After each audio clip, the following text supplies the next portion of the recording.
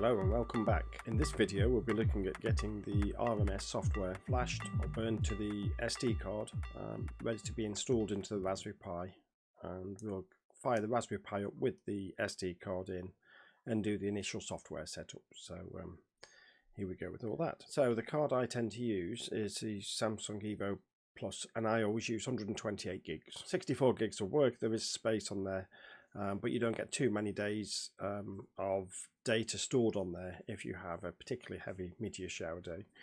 So 128 gigs we recommend as a minimum size. I use them on all my cameras, I don't ever need any bigger. But 64, sometimes you would struggle. These are class 10, I believe, so they're nice fast cards. If you start buying the cheaper cards, sometimes you can have issues with them. So, you know, preferably get a decent card like this one. Now to burn the image or install it onto the card, for this option I'm going to be running a Ballanet Etcher, or however it's pronounced. You can use Raspberry Pi Imager or other things, but we'll be using Ballanet Etcher on this one. What we'll do, I'll bring up the window first to show you this is the Global Meteor Network's wiki pages, and here it tells you how to install the OS onto a Raspberry Pi. And if you look at point 1, it tells you there to download the image for Raspberry Pi 4B here. If you click on here, in a few minutes you will have approximately at this time 3 GB file that will be saved to your computer. Now recently they've changed this to the 64-bit image. Previously it was 32 gig. If you're running the 32 gig, there's no need for you to upgrade at all. But if you're doing a new install, you may as well go for the 64-bit image. So I've already downloaded that, so I will bring up now the burning software, the flashing software here called Ballanet Etcher. Now it's quite straightforward. I've already put the SD card into my computer. I'm running this on a Mac. If you're running Windows, it should look quite similar. So with Ballanet Etcher, or Etcher, we go to Flash from File. So if you click on Flash from File, you will then be asked to find the image in your download section. You can't see that window on mine, but I'm just going into my downloads, clicking on the RMS RPI4 bullseye image and clicking open. So it's now said there it's 13.7 gigabytes. I can now click on Select Target, and you may not be able to see this, but what you should see is it's showing me there. There we go. So it's the 128 gig card. So I'm going to select that, and that's what it's going to do. Make sure you're not doing it to your main computer. It is the 128 gig. So you see I've got terabyte drives here. I don't want to be overwriting my operating system, so just be careful what you do. I hit select. It's ready to go, and I hit flash, and it's asking me if I'm totally sure. It's now asking me on the Mac to put in my password because it just wants to be sure again. So there you can see in the bottom corner, this is going to run for several minutes. So once that's done, we'll come back to this and continue. So there we go. The burning of the image to the SD card is completed, as you can see there. Flash complete using Ballanet Etcher. Still not sure how to pronounce all of that. So what we need to do now is take out the SD card from this computer, plug it into the Raspberry Pi and fire up the power and see what happens. So we'll do that in the next section. So now we have the SD card, the micro SD card, plugged into the Raspberry Pi. I'm now going to flick over the screens. I've got a webcam aiming at the screen. This is just to get the Raspberry Pi connected to my Wi-Fi. It probably already remembers it, but if from some of the settings, but if not, you'll see me go in there, connect up. What I'm intending to do is to get to the initial first part of the connection, and then as soon as I've got the Wi-Fi connected, I'm going to set up the AnyDesk, which is what I use to connect. Once I've got the AnyDesk connected, I can flick over and we can do a proper screen share again. Hopefully you can hear me when I'm moving backwards and forwards between the Raspberry Pi and this PC where I'm recording. We'll just see how it goes. Okay, so this version here, now I haven't used this before, this 64-bit version, so there's potentially a few little things. I see they've got a really nice background on here, and they've automatically got your station ID in the top right hand corner. What I'll do now, I'll just connect up to the Wi-Fi on there, and as I said, I'll set up the AnyDesk. So first off, I'm going to click up here where the two red crosses are. I'm going to turn on Wi-Fi and hope it's going to have a search. As in previous videos, try not to use 5G Wi-Fi because the Raspberry Pis have a habit of not liking it. So I'm going to choose the 2.4 GHz Wi-Fi. I'll put in my password, which of course I'm not going to tell you. And all being well, in a short amount of time, you can see it up there, my Wi-Fi should hopefully kick in. Yes, so I'll open up, I'm going to use AnyDesk. Double clicking on the AnyDesk icon, and you can see it's given me a new number on the left hand side. Again, it's not that clear unfortunately, so I'll write this down so that I don't forget it. So I'm now connected to the Wi-Fi, and AnyDesk has assigned a new number. So what I need to do now is to fire up AnyDesk so that I've got this full remote access. So now, as you can see, I've got the AnyDesk client running on my computer. What I need to do now, I've just written down the number that's on the Raspberry Pi that you can see up in this screen up here. I'm just going to enter that number where it says enter remote address. Enter that. Now at the moment I haven't got a password set, so it's asking me on my screen, which you can't see, to enter the password. However, what I can do is I can go to the Pi that's just up there and tell it to allow me in.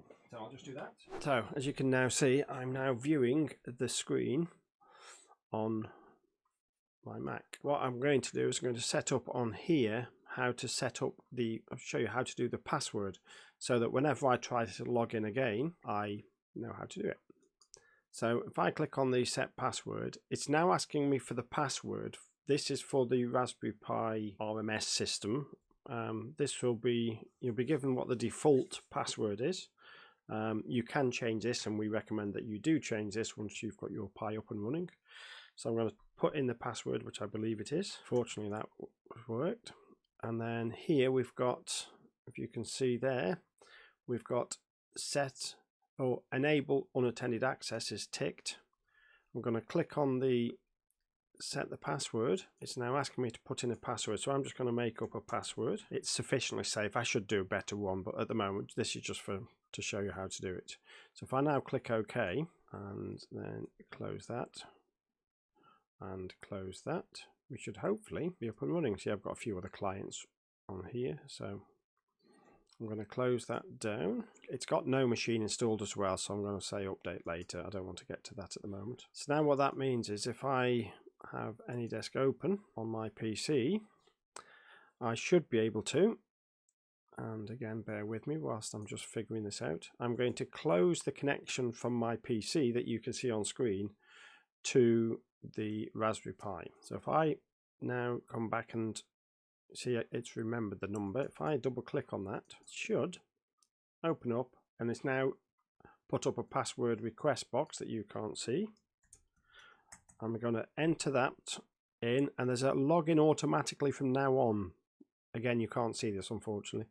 So when you put your password in, you can tell it from the PC you're writing in from to save the password if you like. You don't have to, as long as you can remember it, you can just enter it each time. When I click OK, if I've done it correctly, there we go. So I've now got full remote access into the Pi. So now it's going to run through several things on here to do the actual install, and it's going to make the software use the whole of the SD card, because at the moment it's only using a very small part of it. So we have to run through all the settings here to get it to do that. So we'll do that in this next session. So now we're connected up to AnyDesk and we're ready to start the first part of setting up the software. So you can see from the first run terminal window, it's asking us to press Q to continue. It's saying that you need to know your geo coordinates and so on, and you get the station code from Dennis Vida. But before you do that, you need to create a key, which is what all the next steps are for. So here it's saying press Q to continue, so I shall do so. And it's saying if you don't have the coordinates, press Control and C to exit. Don't carry on.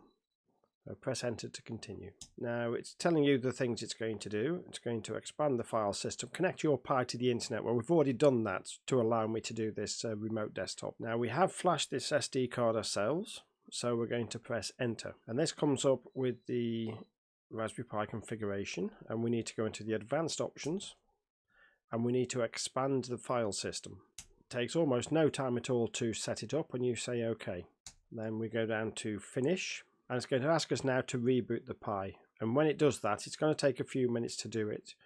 And it's going to, if you look on the right hand side at the HDD part in the desktop information, it shows that you're using 11.3 gigabytes of 12 gigabytes.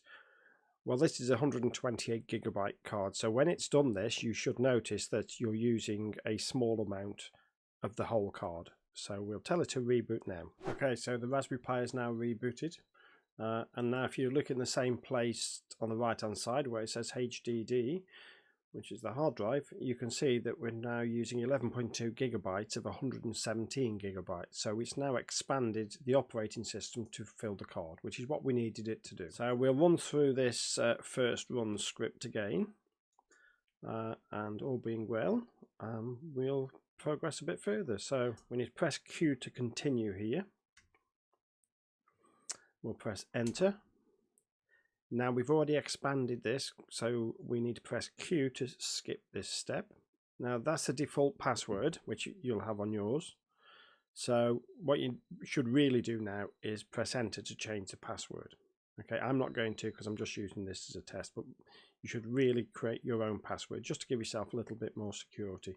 But don't forget that password. If you lose that password, you cannot get it back. So I'm going to skip past it, but you would press enter and enter your new password twice. Now we need to generate a new key. This is the server key that you need to send to Dennis Vida once you're ready for your camera setup. So I'm going to press enter. It's generating a new key. Let's put it on the desktop, and there it tells you to send it to Dennis before continuing. However, that means your Pi's sat here. So you can continue now, as long as that file's created, you can continue to do some more of the setup. So I'm going to press enter, and it's going to run through doing lots and lots of clever things. No idea what they are, but we don't need to know. Okay, so that's finally finished. And if you look in the window now, it's saying the configuration file will open for editing after you press enter. So we're going to press enter, and it's going to open this file, which is your config file. Now this config file will be unique to each and every station. Now most of it you can just leave as is, but there's a few things that you can change now before you ask for the camera code from Dennis. So I'm just checking down a few things. Okay, so the station ID, if the station ID stays XX0001, whenever the Pi reboots, it will keep doing the startup, the initial thing. So what I do, I'm based in the UK, I use the UK code. I put UK and then I put 9999. This is only a temporary thing. Once I get the key code or the station code from Dennis, I will come back here. I'll edit this file and I'll put in my actual station ID.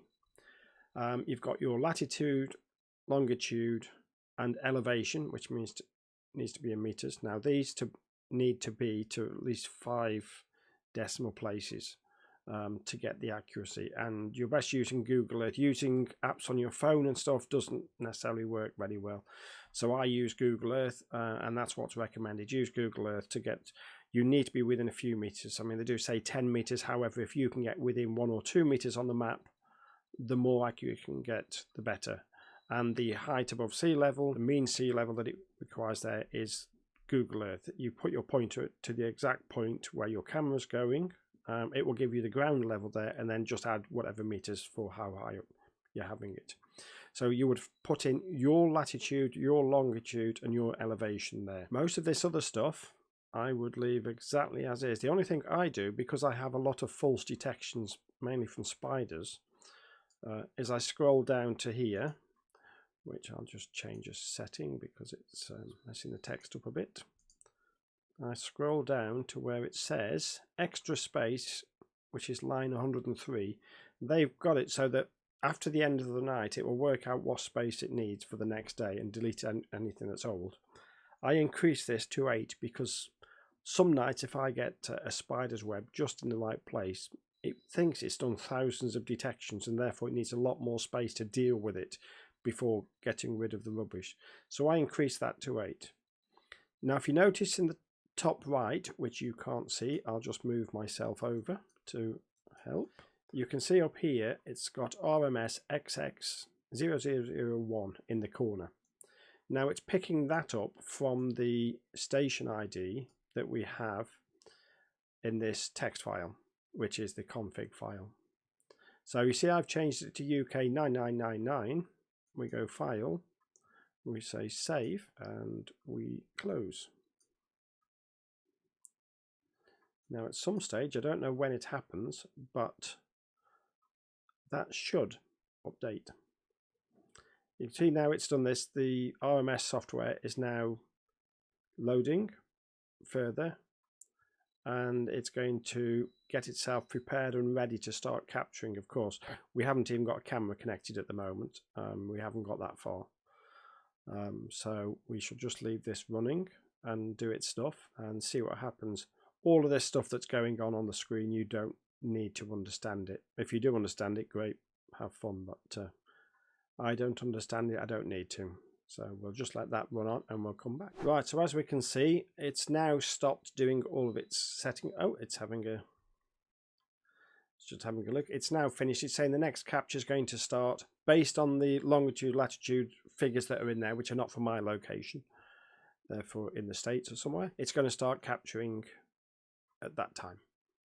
And it did take several seconds, but now in the top right hand corner you can see it saying RMS UK 9999. So whatever code we have in your configuration file will eventually show at the top there. So if ever you're unsure what your camera ID is, or if like me you've got several that you operate and connecting remotely, as soon as you're connected and you know which camera you're on without mistake, which is always good to have. So we've now got that done. What we now need to do is to arrange to get the key file sent over to Dennis. AnyDesk does have the option of doing a file manager, which you can see here. So the right hand side is showing the Raspberry Pi and the left hand side is showing my Mac. So I'm just going to go into my desktop here, full of junk, never mind. And I'm going to go in on the right hand side, I'm going to go into the RMS, which is where we are now. Now there's a folder in here called .ssh. So I'm going to open that up on the right hand side, and you've got the ID RSA pub. Now that is the public key file that you need to send to Dennis. So what I do is click on there and I will download it, and it's going to download that file directly to my desktop. So we click on there, I go back into screen view just so we've got it. So that file's now on my desktop on my computer. I now need to send that file to Dennis with the information that's requested on the website. In essence, what you need to do is email Dennis, tell him the name of your name, and he'll obviously have your email address when you email him, the town / village where you are, your address, and he'll need the information in longitude, latitude and height above sea level, or mean sea level, whatever it's called. Once he's got that information and that file, he will then email you back with a code for your camera. Now what you need to do is you need to change the code that we've put into the RMS config file. So once Dennis has sent that back to you on the desktop, there should be, bottom left here, there's a file called rmsconfig.txt. If you double click, you can see that it's the same as what we were doing. So if Dennis suddenly comes back and says my new camera is 9988, I shall do that and I'll click save. Reasonably quickly, I would hope. It may need a reboot actually, but eventually that code to the top right hand side, which you can't see because my head's covering it, it should eventually change. It may need a reboot because usually changes in the config file only take effect after the Raspberry Pi has been rebooted. So all being well, Dennis will send you that camera code, you'll put it in there, and you're generally ready to rock and roll. So what I'll do it a little bit backwards. In the next video, I will show you where to connect the connections in the Raspberry Pi to do with the power and the camera. And for your initial start, you'll need to use a HDMI cable and a mouse. So I'll just run through that very quickly. I know it's a bit backwards, but that's how it goes sometimes. Once we've got those in, and I'll check through to make sure that we've covered everything that we need to up to that point, then I can start showing you where your software is putting all of your data. So where the data is stored, how you can view that data for yourself. So we shall do that in the next video.